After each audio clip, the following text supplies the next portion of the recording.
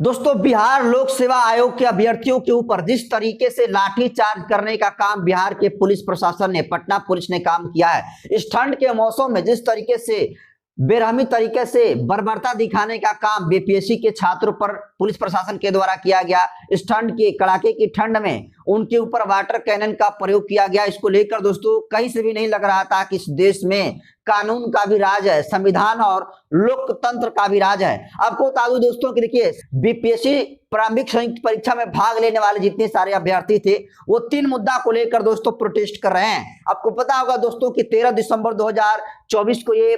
परीक्षा आयोजित हुई थी। प्रीलिम पीटी परीक्षा जो है बिहार के 912 केंद्रों पर आयोजित हुई थी, जिसमें एक केंद्र था दोस्तों पटना के बाबू सभागार, जहां पर बीपीएससी का एग्जाम जो है कराया गया। और जिस तरीके से प्रश्न पत्र जो था वो देने में देरी की गई, उससे तमाम छात्रों के अंदर पेपर लीक जैसे मामले पर संदेह हुआ और लगातार अभ्यर्थी इसका विरोध किए। और अब छात्रों का आरोप यह है कि परीक्षा में अनियमितताएं हुई है। उसके बाद प्रश्न पत्र जो थे वो स्तरहीन थे, ये छात्र आरोप लगा रहे हैं। और सबसे बड़ा आरोप ये लगा रहे हैं कि कुछ प्रश्न जो है निजी कोचिंग संस्थानों के मॉडल प्रश्न पत्रों से मेल खाते हैं। और शायद यही वजह है दोस्तों कि 912 परीक्षा केंद्रों पर ये 17वीं बीपीएससी का प्रारंभिक परीक्षा आयोजित की थी, लेकिन जिसमें एक केंद्र बाबू सभागार, पटना के बाबू सभागार में ये अनियमितताएं देखने को मिली, जिसकी वजह से पूरे बिहार भर में शामिल होने वाले बीपीएससी के छात्रों का ये शंका है कि ये पिछले दरवाजों से जो है अधिकारी बनाने की साजिश चल रही है और ये अब बीपीएससी के साथ छात्र बर्दाश्त नहीं कर सकते हैं। और इसको लेकर दोस्तों पटना के गर्दनी बाग में पिछले 12 दिनों से लगातार बीपीएससी के अभ्यर्थी प्रोटेस्ट में बैठे हुए हैं। और दूसरी बार बीपीएससी अभ्यर्थियों पर पुलिस ने बर्बरता तरीका से लाठी चार्ज करने का काम किया, जिसमें एक छात्र सोनू यादव की मौत भी हो गई है। और इसको लेकर देखिए, अब भीम आर्मी के चीफ और नगीना के सांसद चंद्रशेखर आजाद और लोक जनशक्ति पार्टी के राष्ट्रीय अध्यक्ष और हाजीपुर के सांसद, साथ में कैबिनेट मिनिस्टर जो चिराग पासवान है, उनका भी गुस्सा फूटा है। दोस्तों आपको बता दूं कि देखिए, चंद्रशेखर आजाद ने तमाम बीपीएससी अभ्यर्थियों से आज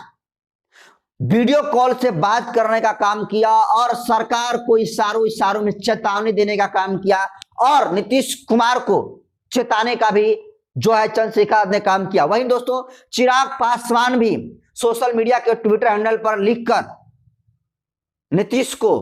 और तमाम छात्राओं के साथ होने की बात करी। और देखिए, चिराग पासवान तो वैसे दोस्तों एनडीए के साथ हैं, उस सरकार में है, लेकिन अब चिराग पासवान का जिस तरीके से छात्रों के प्रति मोह दिखा है, वो लग रहा है कि देखिए चिराग पासवान कभी भी मोह भंग कर सकते हैं एनडीए से। तो देखिए, पहले आप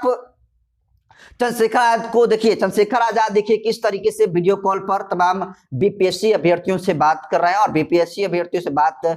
करके उनको सांत्वना दे रहे हैं कि जो री एग्जामिनेशन की बात तमाम अभ्यर्थी कर रहे हैं, उसमें चंद्रशेखर आजाद भी री एग्जामिनेशन कराने को लेकर जो है आंदोलन करेंगे और तमाम छात्राओं को, बीपीएससी के छात्र छात्राओं को ये आश्वासन दे रहे हैं। और देखिए, आजाद समाज पार्टी के प्रदेश अध्यक्ष जौहर आजाद हैं जो कि उनको वीडियो कॉल करा रहे हैं। और देखिए, अब बता दूं कि देखिए चंद्रशेखर आजाद ने ट्विटर हैंडल पर भी इसको लेकर बड़ी बात कही है। देखिए, चंद्रशेखर आजाद ट्विटर हैंडल पर लिखते हैं कि पटना में पेपर लीक के कारण 17वीं बीपीएससी प्रारंभिक परीक्षा को निरस्त करने की शांतिपूर्ण मांग कर रहे अन्य अभ्यर्थियों पर बल प्रयोग करना अत्यंत निंदनीय है।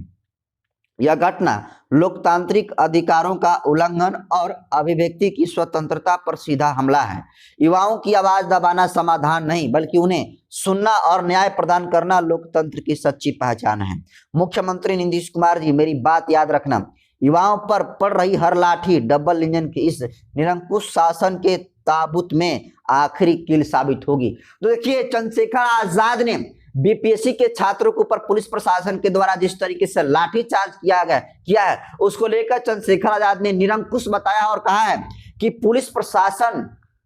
जो है जिस तरीके से निरंकुश अपना रही है, ऐसा लग रहा है कि नीतीश कुमार के शासन में लोकतंत्र जिंदा नहीं है, संविधान जिंदा नहीं है। और इसको लेकर चंद्रशेखर आजाद ने कहा है कि युवाओं पर पड़ रही लाठी डबल इंजन के निरंकुश शासन के ताबूत में आखिरी कील साबित होगी। और देखिए, चंद्रशेखर आजाद के बयान के बाद सोशल मीडिया पर जमकर तूल मची है दोस्तों, और सरकार भी काफी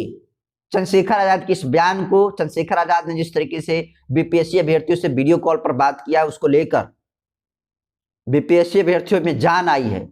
और यही नहीं, देखिए चिराग पासवान ने भी बड़ा ट्वीट किया है। चिराग पासवान बीपीएससी के अभ्यर्थियों के ऊपर जिस तरीके से वाटर कैनन का प्रयोग किया, लाठीचार्ज किया गया, उसको लेकर चिराग पासवान ने भी कहा है। देखिए चिराग पासवान लिखते हैं कि हमारी पार्टी हर कदम पर युवाओं के साथ खड़ी है। कुछ राजनीतिक व्यक्ति और दल जो छात्रों को भटकाने का काम कर रहे हैं, ये गलत है। अपनी राजनीतिक लाभ के लिए छात्रों का इस्तेमाल करना कतई उचित नहीं। माननीय मुख्यमंत्री जी स्वयं इस मामले को लेकर सजग हैं। सरकार छात्रों की हर संभव मदद के लिए प्रयासरत है। कल पटना में हुए छात्रों पर लाठीचार्ज और वाटर कैनन के इस्तेमाल का मैं कभी समर्थक नहीं रहा।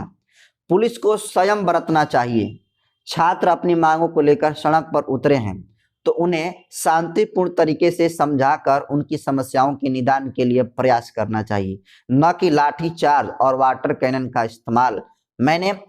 मुख्यमंत्री जी से इस बात को भी कहा है कि ऐसे पुलिस अधिकारी जो ऐसे कार्यों में संलिप्त पाए जाते हैं, उन पर कानूनी कार्रवाई की जानी चाहिए। तो देखा दोस्तों, चिराग पासवान का भी जो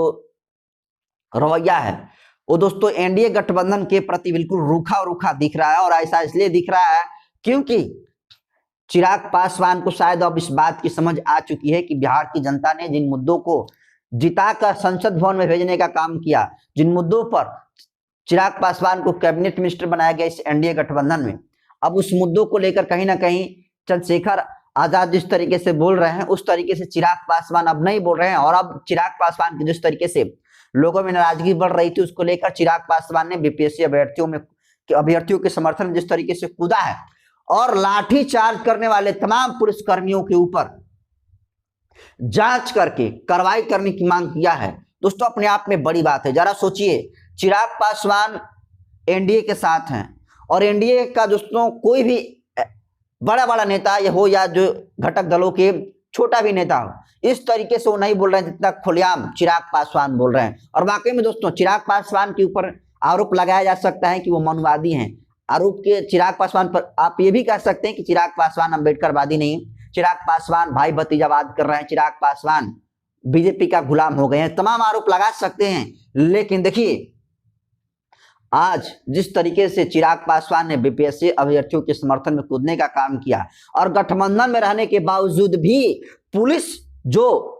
अभ्यर्थियों पर लाठीचार्ज कराई है उसके खिलाफ में बोलने का काम किया, तो अपने आप में समझ जाइए कि चिराग पासवान के लिए बड़ी बात है। पूरे देश में जितने सारे चिराग पासवान को फॉलो करने वाले लोग हैं, बिहार के जितने सारे चाहने वाले चिराग पासवान के लोग हैं, उनके लिए बड़ी बात है और एक सबक है कि देखिए चिराग पासवान गठबंधन के साथ हैं, लेकिन अगर चिराग पासवान हर एक मुद्दा पर अगर वो एनडीए गठबंधन का बचाव ना करके अगर सच को सच की तरह बोले, तो निश्चित तौर पर दोस्तों पूरे देश के नजरों में, बिहार के नजरों में चिराग पासवान का एक अलग स्तर होगा, एक अलग लोगों के दिलों में जगह होगी। लेकिन चिराग पासवान आमतौर पर बहुत कम मुद्दों पर बोलते हैं, खासकर दलित एट्रोसिटी के तो मुद्दा पर बहुत एकदम न के बराबर चिराग पासवान बोलते हैं, क्योंकि ये सरकार में है और इन्हें लगता है कि अगर हम कुछ बोलेंगे तो अलायंस टूट जाएगा। लेकिन अब शायद चिराग पासवान को इस बात की समझ हो चुकी है कि बीजेपी ने, एनडीए गठबंधन ने इन्हें पोजीशन तो दिया है लेकिन पावर छीन लिया है और इसका एहसास शायद चिराग पासवान को हो चुका है। और देखिए इन्होंने एकदम तल्ख रवैये में कहा है कि छात्रों पर, छात्र छात्राओं पर लाठीचार्ज करना, समस्याओं का ये निदान इस तरीके से नहीं होगा, उनसे बात करने पर होगा और उन्हें बात करके ही निदान किया जा सकता है। लेकिन दोस्तों जिस तरीके से पुलिस प्रशासन ने कल पटना के गांधी मैदान में हजारों छात्र प्रोटेस्ट कर रहे थे और बीपीएससी री एग्जामिनेशन को लेकर मांग कर रहे थे, उसको लेकर जिस तरीके से पुलिस प्रशासन ने कड़ाके की ठंड में उनके ऊपर वाटर कैनन का प्रयोग किया, लाठीचार्ज जिस तरीके से करने का काम किया, उसको लेकर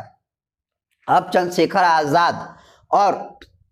चिराग पासवान का जिस तरीके से ट्वीट आया दोस्तों, पूरे सिस्टम को हिलाने वाला ट्वीट है, यह सरकार की फजीहत बढ़ाने वाला ट्वीट है। क्योंकि चंद्रशेखर आजाद दोस्तों सियासत के कद में बहुत बड़े नेता हैं, नेशनल लीडर हैं, मास लीडर आप चंद्रशेखर आजाद को कह सकते हैं। वहीं बिहार में अगर एनडीए से चिराग पासवान हट जाएंगे तो समझिए कि एनडीए के पैरों तले जमीन खसक जाएगी।